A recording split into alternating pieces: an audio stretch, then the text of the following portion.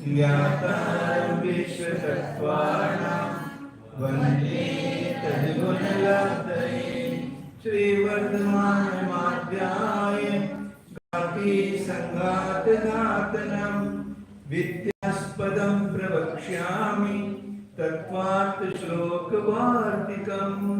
पंचपरमेश्वरी भगवान की जय। देवादिदेव श्री आदिनाथ भगवान की जय। परम पूज्य आचार्य श्री उमा स्वामी जी महाराज की जय। परम पूज्य आचार्य श्री विद्यानंद स्वामी जी महाराज की जय। परम पूज्य आचार्य श्री शांति सागर जी महाराज की जय।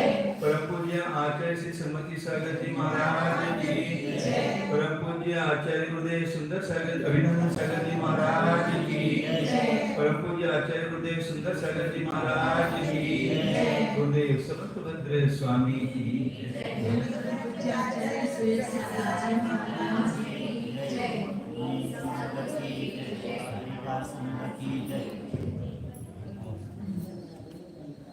पेज नंबर 426 है।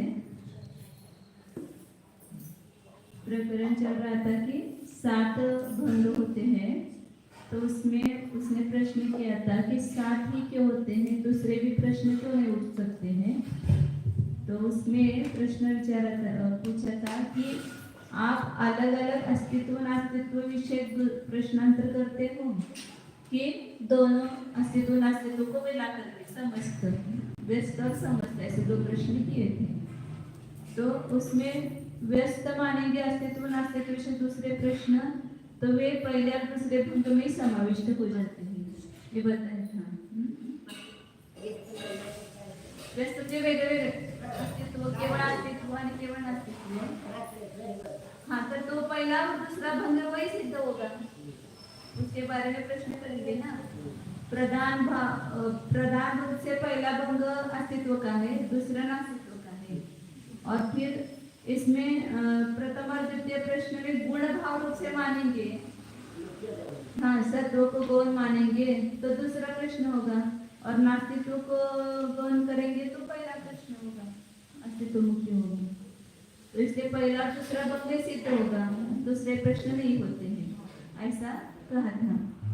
अब आगे दूसरा जो किया है कि समस्त तद विषय अस्तित्व नास्तित्व को दोनों को मिला करके प्रश्न करते हैं, दोनों को एक साथ मतलब संयोग रूप भंग करते हैं, तो उसके बारे में उत्तर आगे दे रहे हैं। समस्त अस्तित्व नास्तित्व विषय तो प्रश्नांतरम क्रमतः तृतीय सह चतुर्थ प्रथम चतुर्थ समुदाय विषय पंचमः द्वितीय चतुर्थ समुदाय विषय षष्ठः तृतीय चतुर्थ समुदाय विषय सप्तमः इति सप्तसु एव अंतर्भवति। यदि अस्तित्व और नास्तित्व दोनों को समस्त मतलब दोनों को मिला करके यदि दूसरा प्रश्न करते हैं, तो फिर क्या होगा, क्रम से तीसरा भंग। दूसरा प्रश्न क्या होगा, एक साथ मतलब समस्त रूप से अस्तित्व नास्तित्व लेते हो, उसके विषय में प्रश्नांतर करते हो, तो क्रम से करेंगे तो उसका तीसरा भंग हो जाएगा। सह चतुर्थ एक साथ अस्तित्व नास्तित्व दोनों को विषय करते हैं, तो चौथा भंग होगा वक्तव्य। अब पहला और चौथे का संयोग करेंगे, पहला मतलब 3 भंग कौन से पहले देखते हैं। पहला कौन सा है, अस्तित्व। दूसरा है नास्तित्व, तीसरा है अस्ति नास्ति।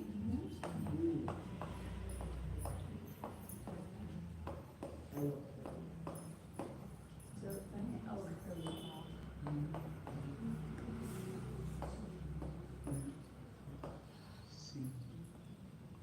पांचवा है अस्ति अवक्तव्य।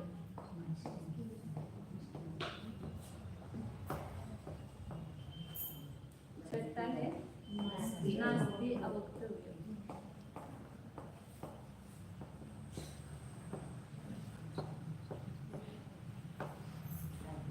सातवां है नास्ति अवक्तव्य।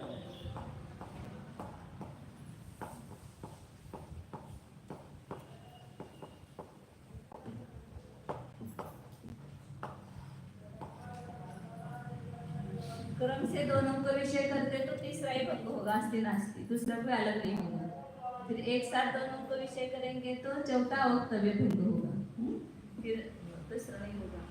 अब पहला और चौथा, अस्तित्व और अवक्तव्य, इन दोनों का संयोग करेंगे तो क्या होगा, उनका समुदाय विषय पांचवा भंग होगा, अस्ति अवक्तव्य। फिर दूसरा और चौथे का समस्त विषय लेंगे, दूसरा और चौथा विषय, चौथा भंग का। तृतीय चतुर्थ समुदाय विषय षष्ठ हो, दूसरा और चौथे का समुदाय करेंगे तो छठा भंग होगा, नास्ति अवक्तव्य। और तृतीय चतुर्थ समुदाय विषय सप्तम, तीसरा और चौथा, इन दोनों का संयोग करोगे तो क्या होगा, सातवां भंग, अस्ति नास्ति और अवक्तव्य। क्रम से और युगपत दोनों को एक साथ करेंगे तो सातवां भंग होगा। तो इसलिए समस्त रूप से अस्तित्व नास्तित्व को लेंगे, आप दूसरा प्रश्न करेंगे इसके बारे में। तो ये 60 भंगों में ही उसका अंतर्भाव होता है, 60 को छोड़ करके 8वां आदि भंग नहीं होते हैं, 60 भंगों में ही उसका अंतर्भाव होता है। उसका प्रश्न है ना, 60 ही क्यों भंग होते हैं, 8 आदि क्यों नहीं है, इसके बारे में चल रहा है। द्वितीय पक्ष के अनुसार उन 8वें आदि प्रश्नों को मिले हुए अस्तित्व नास्तित्व के विषय करने वाले कहोगे तो क्रम से दोनों को विषय करने पर तो वह न्यारा प्रश्न तीसरा ही प्रश्न हुआ, और अस्तित्व नास्तित्व दोनों को साथ कहने का प्रश्न चौथा ही हुआ, तथा पहले अस्तित्व और चौथे अवक्तव्य के समुदाय को विषय करता हुआ वह प्रश्न न्यारा न होगा, 5वां ही है। एवं दूसरे नास्तित्व और चौथे अवक्तव्य के समूह को विषय करने वाला वह प्रश्न छठा ही होगा, तथा तीसरे अस्ति नास्ति उभय और चौथे अवक्तव्य के समुदाय में उठाया गया प्रश्न 7वां ही है। इस प्रकार इन 7 ही प्रश्नों में वे आपके अतिरिक्त माने गए प्रश्न भी कल्पित हो जाते हैं, अतः वे न्यारे नहीं माने जा सकते हैं। प्रथम तृतीययोः समुदाये तु प्रश्नः पुनः उक्तः, प्रथमस्य तृतीय अव्यत्वेन पृष्ठत्वात्। अब पहले का और तीसरे का संयोग नहीं किया ना, अब यहाँ पर यदि आप पहला अस्तित्व और तीसरा अस्ति नास्ति, इन दोनों का संयोग करेंगे समुदाय, उन दोनों का समुदाय करने पर जो प्रश्न होगा वो पुनरुक्त होगा, क्योंकि प्रथमस्य तृतीय अवयवत्वेन, पहला जो है वो तीसरे का ही अवयव है, ये अस्ति नास्ति का ही एक अवयव अस्तित्व है ना। तो पहला जो भंग है प्रथमस्य तृतीय अवयवत्वेन, पहला भंग तीसरे का अवयव रूप होने से पूछा ही गया है पृष्ठत्वात्, अस्तित्व है क्या वस्तु, ऐसा पूछा गया है। तो पुनः फिर पहले तीसरे के साथ उसको ये करेंगे तो फिर वो पुनरुक्त हो जाएगा भंग। तथा प्रथमस्य चतुर्थ आदिभिः द्वितीयस्य तृतीय आदिभिः तृतीयस्य चतुर्थ आदिभिः चतुर्थस्य पंचम आदिभिः पंचमस्य षष्ठादिना षष्ठस्य सप्तमेन स भावे प्रश्नः पुनरुक्तः प्रत्ययः, ततः न 3 4 5 षट् सप्त योग कल्पनया प्रतिवचनांतरम संभवति। अब पहले भंग का चौथे आदि के साथ संयोग करेंगे, समुदाय करेंगे तो क्या होगा, प्रथम से चतुर्थ आदि भी, प्रथम क्या है अस्ति और चौथे आदि क्या है अवक्तव्य, द्वितीय से तृतीय आदि भी, दूसरे का तीसरे आदि के साथ, दूसरा क्या है नास्तित्व और तीसरा क्या है अस्ति नास्ति, फिर तीसरे का अस्ति नास्ति का चतुर्थ मतलब अवक्तव्य आदि के साथ करेंगे, संयोग बाद में लगेंगे सर। चतुर्थस्य पंचदा पंचम आदि भी, चौथा भंग है क्या अवक्तव्य और उसका पंचम आदि अस्ति अवक्तव्य नास्ति अवक्तव्य ये सभी लगाना आदि से, और फिर पांचवे का अस्ति अवक्तव्य का छठे नास्ति अवक्तव्य के साथ, फिर छठे का नास्ति अवक्तव्य का अस्ति नास्ति अवक्तव्य के साथ, सातवें के साथ सहभावी, उसके साथ सहभाव करने पर जो प्रश्न होगा पुनरुक्त प्रत्यय, उसको पुनरुक्त जानना चाहिए। क्योंकि जो प्रश्न आप करोगे वो पहले का चौथे के साथ करेंगे। तो इसमें हाँ उसका अवयव भी है ना वो। हाँ तो पहला है चौथे ये हुआ ही है ना अस्त्यावक्तव्य यहाँ पर, और दूसरे का चौथे के साथ करेंगे तो नास्त्यावक्तव्य हुआ ही है छठा भंग। तो पहले का चतुर्थाधिक के साथ और दूसरे का तृतीयाधिक के साथ, मतलब दूसरा नास्तित्व का अस्ति नास्त्याधिक के साथ, और तीसरे का अस्ति नास्ति का चौथे मतलब अवक्तव्याधिक के साथ में, और चौथा जो अवक्तव्य है उसका पंचमादि भी मतलब अस्ति अवक्तव्याधिक के साथ, पांचवे का छठे आदि के साथ और छठे का सातवें के साथ सहभावे प्रश्न, उसके सहभाव प्रश्न करने पर, दोनों को एक साथ कहने पर ऐसा करेंगे प्रश्न, तो वो पुनरुक्त करते हैं, मतलब पुनरुक्त जानना चाहिए। इसलिए न त्रि चतुर पंच षट सप्त योग कल्पनया प्रतिवचनांतरम संभवती। इसलिए 3 संयोग, 4 संयोग, 5 का संयोग, 6 का संयोग, 7 का योग, इस ऐसी कल्पना से दूसरा प्रतिवचन संभव नहीं है, न संभवती। मतलब भंग जो है अलग अलग उसका संयोग होकर के दूसरे नहीं तैयार होते हैं। न अपि तत् संयोग अनवस्थानम यतः सप्तभंगी प्रसादेन सप्तशतभंगी अपि जायते इति चौद्यम भवेत्। और उसका संयोग आदि जो है उसका अनवस्थान भी नहीं है कि जिससे सप्तभंगी के प्रसाद से 700 भंगी भी उत्पन्न हो। तो कोई कहेगा 7 भंग होते 700 भी भंग हो जाएंगे। तो वह जो संयोग है, मतलब 3 का संयोग करके 7 करेंगे, फिर 7 भंगों का संयोग करके उसके कितने बनेंगे, 7 के संयोग करके 7 भंग करेंगे आप। इसका ये 7 प्रत्येक भंग होंगे, इसके द्विसंयोगी होंगे, अस्तित्व नास्तित्व, अस्तित्व अस्ति नास्ति, अस्तित्व अवक्तव्य, अस्तित्व अस्ति अवक्तव्य, अस्तित्व नास्ति अवक्तव्य, अस्तित्व नास्ति नास्ति अवक्तव्य, पुनः नास्तित्व के साथ सब द्विसंयोग करेंगे। तो ऐसे बहुत सारे भंग बन जाएंगे। तो ऐसा नहीं होता है, ये बता रहे कि ये पुनरुक्त हो जाएंगे सब भंग, इसमें नया कुछ नहीं होगा। इसलिए नापित संयोग अनवस्थान, उसके संयोग का अनवस्थान पर 3 के साथ करेंगे, 7 के पुनः कितने भंग होते, 7 बार 2-2 अंक रखेंगे तो कितने हो जाएंगे, 4 4 में 8 8 में 16 16 बनी 32 25, हाँ 8 है ना, 7 के कर रहे हैं ना, 128 होंगे, 128 भंग हो जाएंगे। फिर 128 के पुनः भंग करो, 128 बार 2 रखो, हाँ 128 बार 2-2 रखो, फिर उतने भंग हो जाएंगे। फिर हाँ बहुत सारे हो जाएंगे। तो ऐसा अनवस्थान आएगा, ऐसा वो दोष कहता था। तो आचार्य तेरे की उस संयोग का अनवस्थान भी दोष नहीं आएगा कि जिससे 7 भंग की कृपा से 700 भंग भी उत्पन्न होते हो। तो इसी प्रकार इति चौद्यम हुए, इस प्रकार ये शंका होती है।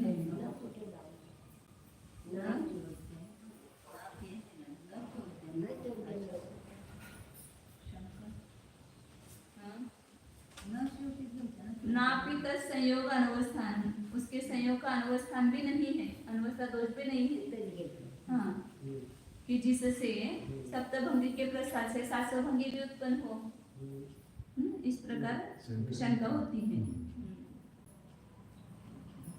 पहले अस्तित्व और तीसरे अस्ति नास्तिकपन के समुदाय में यदि कोई नया प्रश्न खड़ा किया जाएगा तब तो वह प्रश्न पुनः कहा गया होने से व्यर्थ पड़ेगा, क्योंकि पहला अस्तित्व तो तीसरे उभय का अवयव होने के कारण पूछा जा चुका है। एक धर्म के 2 अस्तित्वों का प्रश्न नहीं उठाया जाता। इस प्रकार पहले को चौथे आदि के साथ समुदित कर एवं तृतीय को चौथे अवक्तव्य आदि के साथ मिश्रित कर पूछा जाएगा तो भी पुनरुक्त दोष होगा, क्योंकि ये कुछ तो 5वें, 6ठे, 7वें में पूछे जा चुके हैं। शेष 2-2 अवक्तव्य या 2-2 अस्तित्व नास्तित्व होने के कारण पुनरुक्त है। असंकत कोरी बकवाद हैं। ऐसे ही चौथे अवक्तव्य को पांचवें अस्थि अवक्तव्य आदि के साथ तथा पांचवें अस्थि अवक्तव्य को छठे नास्ति अवक्तव्य आदि के साथ एवं छठे को सातवें अस्थि नास्ति अवक्तव्य के साथ सब मिश्रित करने पर जो भी प्रश्न किए जाएंगे वे सब पुनरुक्त समझ लेने चाहिए। इस कारण इन सात भंगों के पुनः 3, 4, 5, 6 और 7 के संयोगी भंगों की कल्पना कर उत्तर में दिए गए अन्य 8वें आदि प्रतिवचन नहीं संभवते हैं और उन सातों या सातों के संबंध से बने हुए अन्य भंगों के संयोग से पुनः प्रश्नों के बनाने पर हो सकने वाला अनवस्था दोष भी नहीं है, जिससे कि 7 भंगों के समुदाय के प्रसाद से 700 भंगों का भी अथवा इससे भी अधिक असंख्य भंगों का परिवार उत्पन्न हो जाए। इस प्रकार का आपादन हम जैनों के ही ऊपर हो सके।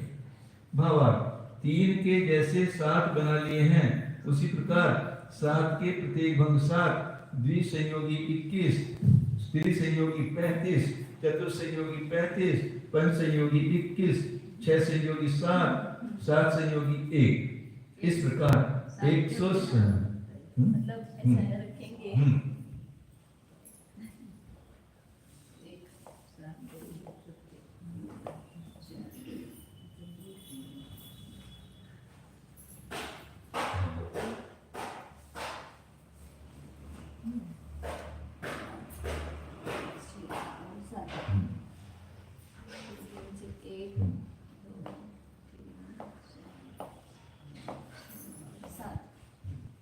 सात के एक संयोगी भंग कितने होंगे? 7 को 1 से भाग दो तो 7 हो। 7 के 1 संयोगी, हाँ 7 एक संयोगी भंग 7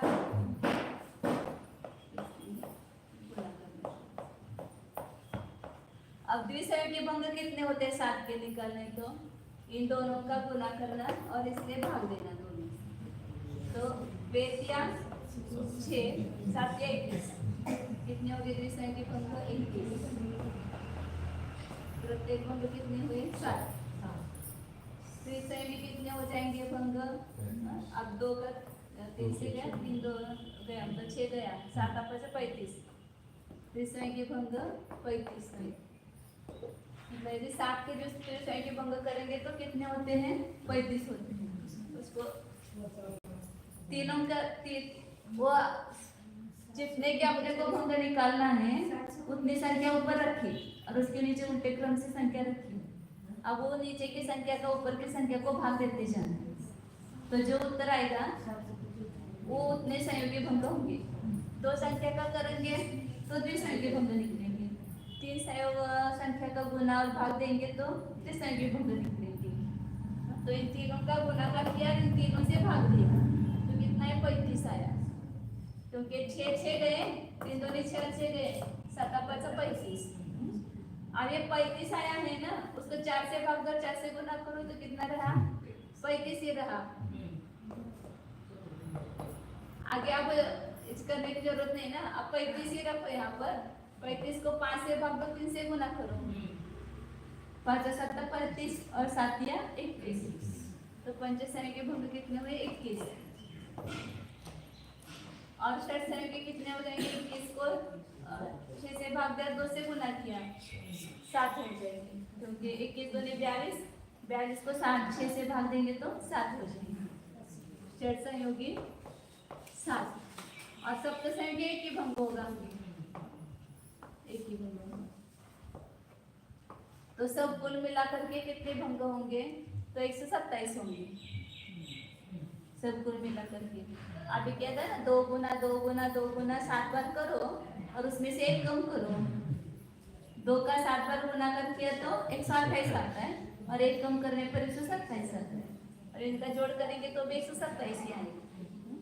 7 और 1 8 9 9 और 10 19 20 और 7 27। अच्छा 2 और 2 4 और 6 10 10 और 2 12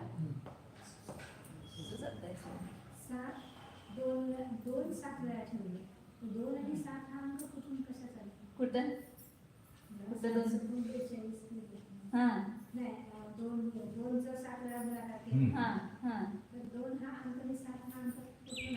नहीं नहीं ते सूत्र है कि आप अपने को जितने का भंग निकालने हैं, जितने का संख्याओं के उतनी बार दो दो का अंतर रख करके परस्पर गुणा करो और उसमें से एक कम करो, तो उसके कुल भंगों का प्रमाण आता है।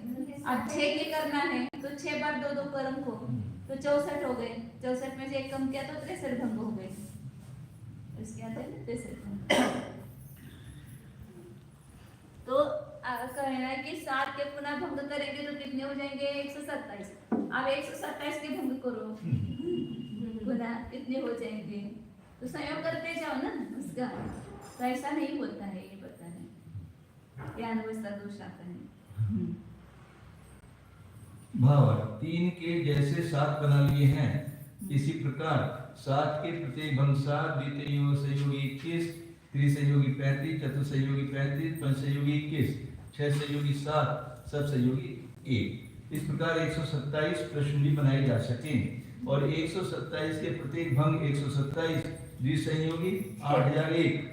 आप 127 का ये करो, 126 गुना 127 करो और 2 से भाग दो, कितना आ जाएगा 8001 आएगा। 126 गुना 127 भागिले 2, 127 संख्या के भंग करना है तो द्विसंख्या के भंग कितने आएंगे, 126 गुना 127 करेंगे, उसको 2 का भाग देंगे, 126 को 2 का भाग देंगे तो ये आएगा ना 63 आएगा, 63 गुना 127 करेंगे तो 8000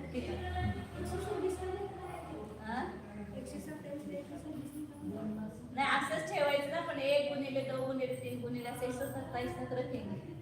फिर उसके 2 संख्या भंग है तो लास्ट के 2 संख्याओं का गुना करेंगे ना, 126 गुना 127, 128 नहीं लेना, 128 भंग नहीं होते ना, 127 भंग होते हैं, 7 के 127 अब 127 के वापस भंग करना है, उसके संख्या कितने होंगे भंग, गुना 127, हाँ एक और 63 गुणिले 127, 8000 एकम गच्छ का एक बार संख्या, एकम गच्छ 126 का एक बार संख्या 126 127 बटे 1 बना दो, दूसरे योग 3 संयोगी करोगे तो वही आएगा।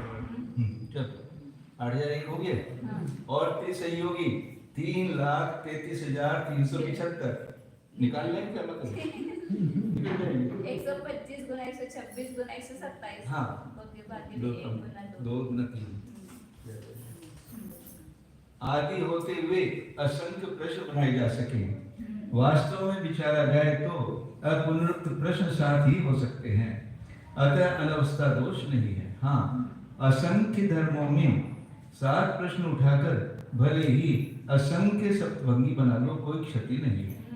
प्रत्येक धर्म के अलग अलग अस्ति नास्ति ले लो, नित्य धर्म है कि नहीं है, नित्य धर्म है नहीं, दोनों क्रम से है कि युगपथ है, ऐसे एक एक धर्म के अस्ति नास्ति लेकर के अलग अलग सप्तभंगी बनाओ, वैसे असंख्य सप्तभंगी बन जाएगी। लेकिन उन 7 भंगों के पुनः वापस भंग बनाएंगे तो वो नहीं बनेंगे अपुनरुक्त भंग, वो सब पुनरुक्त ही होंगे।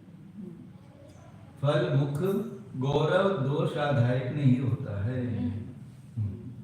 इसका फल मुख गौरव दोष आधायक नहीं होता है। जो फल निकला है वो गौरव दोष को धारण करने वाला नहीं है। गौरव मतलब बड़ा ज्यादा विशाल हो गया, मतलब विस्तार हो गया, तो भी वो दोष आधायक नहीं है। असंख्य सप्तभंगी बने तभी कोई दोष नहीं। चले कुछ प्रश्न है क्या? आप लोग तो पूछते नहीं हो, मतलब हम लोग सब समझ में आ रहा है।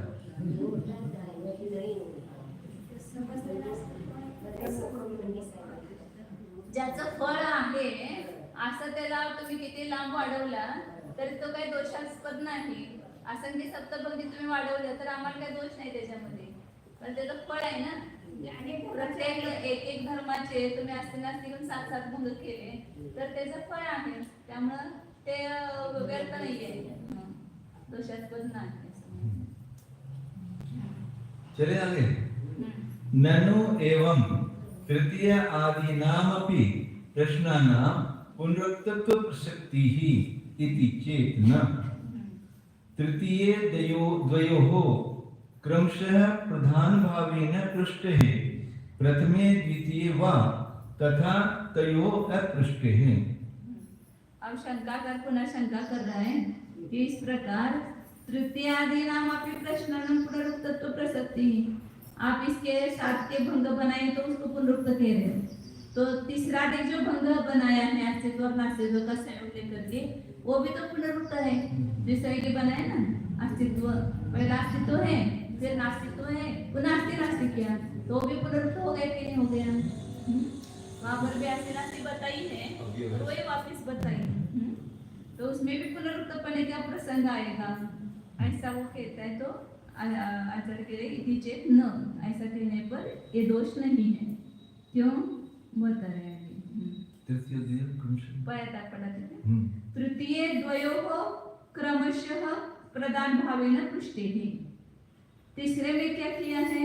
दोनों को, अस्तित्व और नास्तित्व को क्रम से दोनों को मुख्य बनाया है, प्रधान भाव रूप से उसको पूछा है. और पहले और दूसरे में उस प्रकार उन दोनों को नहीं पूछा गया है, अपृष्टे है. पहले में केवल अस्तित्व को मुख्य करके प्रश्न किया है, दूसरे में केवल नास्तित्व को मुख्य करके प्रश्न किया है. अस्तित्व और नास्तित्व दोनों को मुख्य करके प्रश्न नहीं किया गया है, लेकिन तीसरे में अस्तित्व और नास्तित्व दोनों मुख्य क्रम से दोनों मुख्य करके प्रश्न किया गया है, इसलिए इसमें पुनरुक्तपना नहीं है. तो यह मतलब अस्तित्व और नास्तित्व दोनों को अपृष्ट है, मतलब नहीं पूछा गया है. पहले और दूसरे में दोनों को एक साथ नहीं पूछा गया है, एक एक को ही पूछा गया है प्रधान भाव से, और यह दोनों को प्रधान भाव से पूछा गया है. सत्वस्य एव असत्वस्य एव च प्रधानतया पृष्ठत्वात्. पहले में केवल सत्व को ही प्रधान रूप से पूछा है, और दूसरे में केवल असत्व में नास्तित्व. है क्या वस्तु, नहीं है क्या वस्तु, तो केवल है का ही प्रश्न किया मुख्य रूप से, दूसरे में नहीं कोई मुख्य करके प्रश्न किया गया है, इसलिए पुनरुक्तपना नहीं है. चतुर्थे तु द्वयोः सह प्रधानत्वेन पृष्टेः न पुनरुक्तता.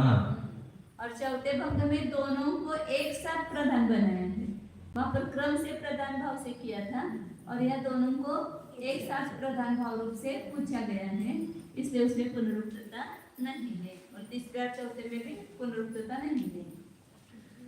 पंचमे तु सत्व अवक्तव्यतयोः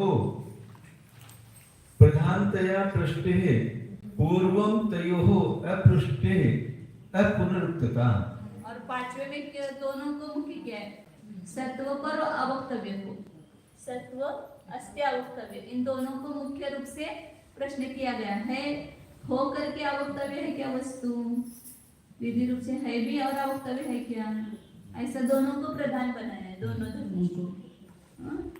और इसमें पूर्वम मतलब पहले केवल अस्तित्व में और केवल अवक्तव्य में वैसे दोनों को नहीं पूछा गया है, इसलिए अपुनरुक्तपना. अस्तित्व में केवल अस्तित्व को पूछा और अवक्तव्य में केवल अवक्तव्य को ही पूछा है, और ये अस्ति और अवक्तव्य दोनों को प्रधान रूप से पूछा है, इसलिए पुनरुक्तपना नहीं है.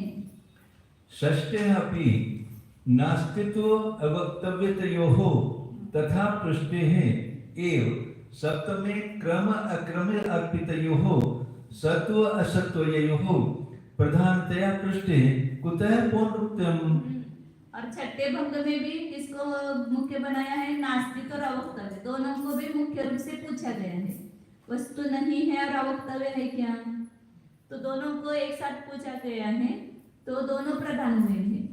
और सातवें भंग में क्रम और अक्रम से अर्पित, अस्ति नास्ति एक क्रम से है और एक साथ अवक्तव्य एक अक्रम से, दोनों को मुख्य करके क्रम से और अक्रम से अर्पित सत्व और असत्व को प्रधान रूप से पूछा गया है, इसलिए कुतः पुनरुक्तम, फिर पुनरुक्तपना कैसे है?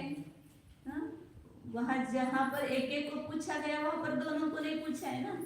अब यह दोनों को एक साथ पूछा है तो उसमें अपुनरुक्तपना है, पुनरुक्तपना नहीं है। मतलब शंकाकार की शंका क्या थी संगीता भाभी, समझ लेते हैं? एकदम सोपा है। शंकाकार की शंका क्या थी? आप वो 60 भंग किए, 60 के 127 के, तो उसको 100 अब आप पुनरुक्त बता रहे हो, तो आपने भी तो अस्तित्व और नास्तित्व पहले कहा ही है, फिर इसी को तीसरे में पूछा है तो ये तीसरा भी पुनरुक्त हो गया। और अवक्तव्य ये छोड़ दो, अस्त्य अवक्तव्य भी, अस्त्य और अवक्तव्य बताया गया है, फिर ये भी पुनरुक्त हो गया, तो इसमें भी पुनरुक्तपना क्यों नहीं आएगा, ऐसा शंका करने पूछा था। तो आचार्य का कि 7 भंगों में पुनरुक्तपना नहीं आता है। क्यों नहीं आता है? क्योंकि यहाँ पर अस्तित्व भंग में आपने अस्तित्व को मुख्य किया था, नास्तित्व भंग में केवल नास्तित्व धर्म को ही मुख्य किया, और तीसरे में दोनों को एक साथ मुख्य किया, अस्तित्व और नास्तित्व दोनों को। ऐसा उसमें है क्या पहले और दूसरे में? नहीं है, तो ये पुनरुक्त नहीं हुआ। चौथे में अवक्तव्य में दोनों को एक साथ आपने प्रधान बनाया, वो भी पहले में नहीं है, इसलिए वो भी अपुनरुक्त भंग है। 5वें में अस्त्य अवक्तव्य में यहाँ पर अस्त्य और अवक्तव्य दोनों भंगों को आपने एक साथ वहां पर प्रधान रूप से पूछा है। ऐसा अस्तित्व भंग में केवल अस्तित्व को ही पूछा और अवक्तव्य में केवल अवक्तव्य को ही पूछा है, इसलिए ये प्रधान रूप से ये मुख्य है, वहां पर दोनों धर्म मुख्य है, अस्त्य अवक्तव्य। तो ये ऐसे पहले भंग में नहीं है, केवल एक ही है। ऐसे 6ठे में नास्त्य अवक्तव्य, दूसरे में केवल नास्तित्व की मुख्यता थी और चौथे में केवल अवक्तव्य थी, और यहाँ दोनों की मुख्यता है, इसलिए वो उसमें पुनरुक्तपना नहीं है, यह पुनरुक्त भंग है। और 7वें में भी क्रम से और अक्रम से दोनों सत्व और असत्व है ना, ये क्रम से अस्ति नास्ति और युग पर अवक्तव्य, ये दोनों की एक साथ मुख्यता है, इसलिए इसमें पुनरुक्तपना नहीं है। ये उत्तर दिया, मतलब ये कितना अपने को प्रश्न उत्तर देना आना चाहिए कि भंग 7 ही क्यों होते हैं, ऐसा प्रश्न कर सकते हैं ना कोई भी, ज्यादा क्यों नहीं होते हैं, तो ये इतने ही प्रश्न बनते हैं, कैसे इतने प्रश्न बनते हैं, और फिर इसमें ये पुनरुक्तपना क्यों नहीं है, तो 7 भंग क्यों बनते हैं और 7 से ज्यादा क्यों नहीं बनते हैं, ये दोनों का उत्तर यहाँ पर देना चाहिए।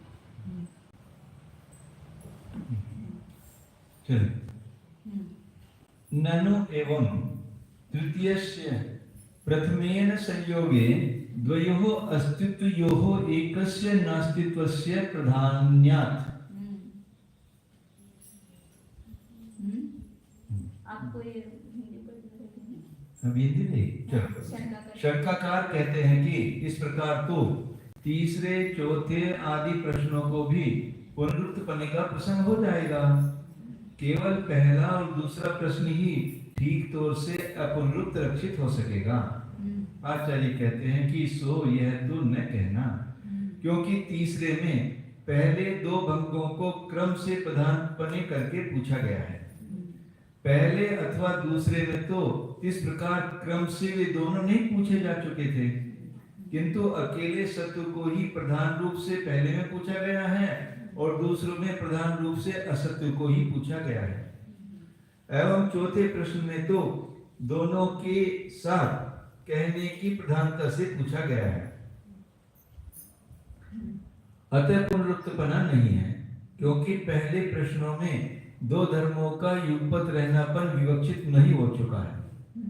इसी प्रकार 5वें में तो अस्तिपन और अवक्तपन को प्रधानपन से पूछा गया है, पहले प्रश्नों में उन दोनों का नहीं पूछा गया था, इस कारण 5 में भी अपुनरुक्तपन है, तथा 6वें में भी प्रधानता नास्तित्व और अवक्तव्यपन को ही पूछा है, अन्य भंगों में इस प्रकार नहीं पूछा गया है। ऐसी ही 7वें में क्रम से सत्व असत्व और अक्रम से विवक्षित किए गए सत्व असत्व के अवक्तव्य की प्रधानता से प्रश्न किया गया है। अतः पिछले 5 भंगों में भला कैसे पुनरुत्पन्न आया, अर्थात नहीं, ये सातों प्रश्न अपुनरुक्त हैं। इनके उत्तर में शादवादी वक्ता की ओर से दिए गए 7 उत्तर उपयुक्त हैं।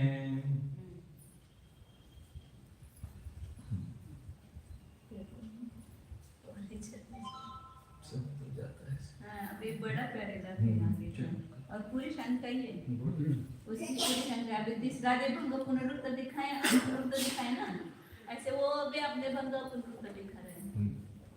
अस्थि अस्थि नास्ति को करेंगे तो भी पुनरुक्त होना चाहिए, ऐसा वो सिद्ध करके दिखाते हैं। कर पड़ते इसको क्योंकि ये छोटा पैराग्राफ 15-20 मिनट लगेंगे इसको।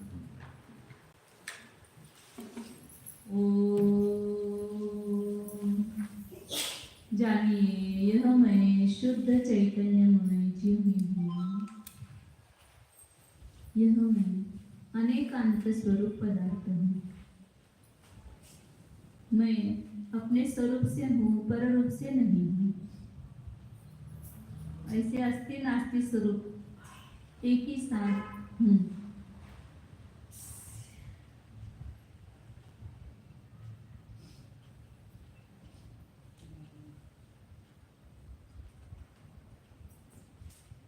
देखो भीतर अपने स्वरूप से वस्तु विद्यमान है। जिस रूप से मैं हूँ उसी रूप से मैं को ग्रहण करो।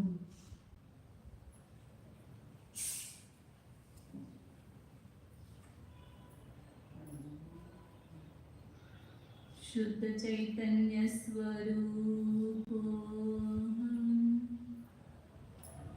राग रहित अराग स्वरूप